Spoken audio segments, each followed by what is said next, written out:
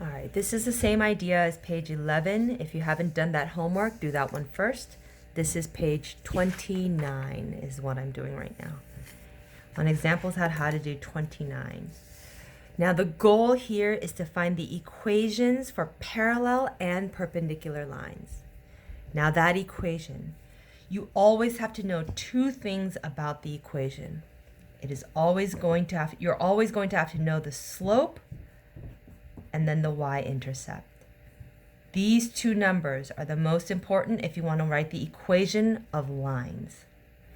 So right here you have the slope, and then again right here you have the y-intercept.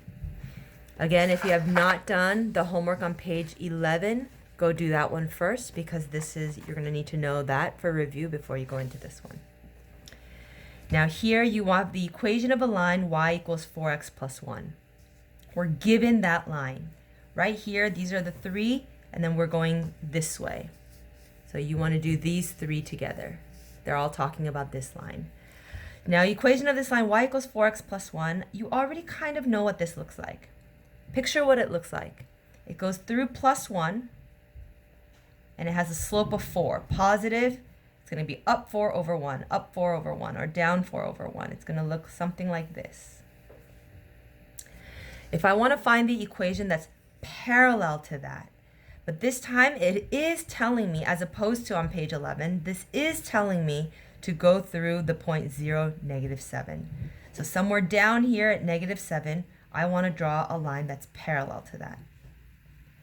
So then that means, again, the two things I have to know to write this equation is the slope and the y-intercept.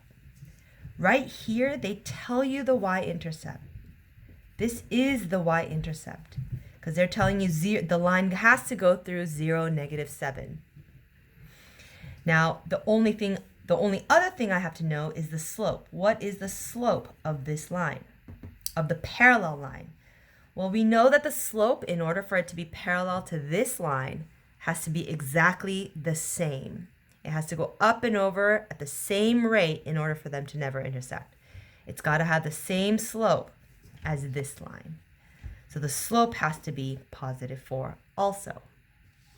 That means y is equal to the slope times x plus the y-intercept. Y is equal to the slope times x plus the y-intercept, which is -7. So I'm just going to change that to a -7. And that's going to be the equation of that line. Now this line has to be perpendicular. Now again, there's two things still. It's still two things that we have to know about finding the equation of a line. It is the slope and it is the y-intercept. Right here, they tell us the y-intercept because they're telling us it has to go through this point. So the only other thing that I have to know is, what is the new slope of the perpendicular line? Well, now I know it has to go through this point, but instead of the line being parallel, it's going through the same point, 0, -7. 0, -7. It's going through the same point, but now we have to know that it goes perpendicular, which means it definitely cannot have the same slope as this slope of 4. You have to take that 4, which is 4 over 1. You have to flip that fraction. So instead of 4 over 1, it becomes 1 over 4.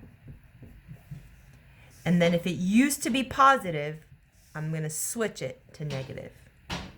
And that will tell me y is equal to the slope times x plus the y-intercept. It's always going to be the same. Now for these ones, it's the same thing. Here, you're given the y-intercept, and here you're given the y-intercept. You have to picture what this line is going to look like and figure out the slope. What is the rise over run? If you have to graph it, you can graph it. Otherwise, you can count. Remember how to do this? This goes down by 2 for every 1. It's -2 over 1 is the slope of our given line. That's the slope, like in the same way 4 was the slope of number 9. The slope of number 10 is negative 2 over 1. And you can find the slope of this line, which is going to be negative, by counting the rise over run, and then finding the parallel line, the perpendicular line, parallel line, perpendicular line.